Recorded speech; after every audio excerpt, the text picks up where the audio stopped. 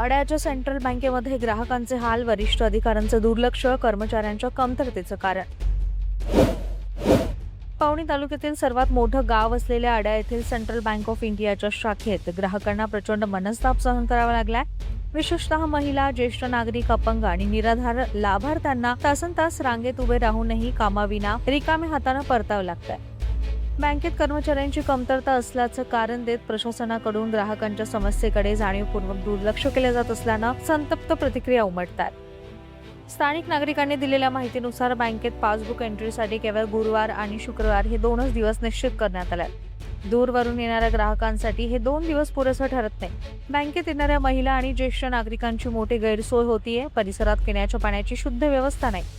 त्याहून गंभीर बाब म्हणजे महिलांसाठी स्वतंत्र प्रसाधनगृहाची कोणतीही सोय नसल्यानं त्यांना प्रचंड त्रासाला सामोरं जावं लागतं।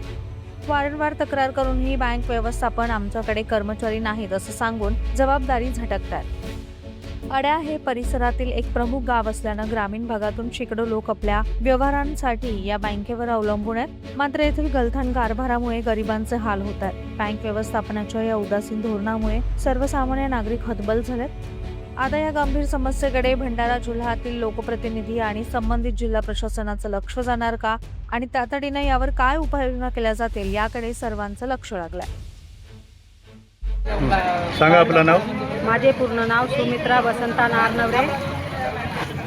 इथे एंट्री करायला याला आम्ही, पण खूप गर्दी आहे। इथं बाथरूमची सोय नाही, पाण्याची सोय नाही। हे बुढे आडे ते बसले आहेत, त्याला खूप त्रास होऊन राहिला, आम्हाला पण त्रास होऊन राहिला। आणि ते दोनच दिवस राहते, गुरुवार शुक्रवार। सांगा आपलं नाव बाबाजी।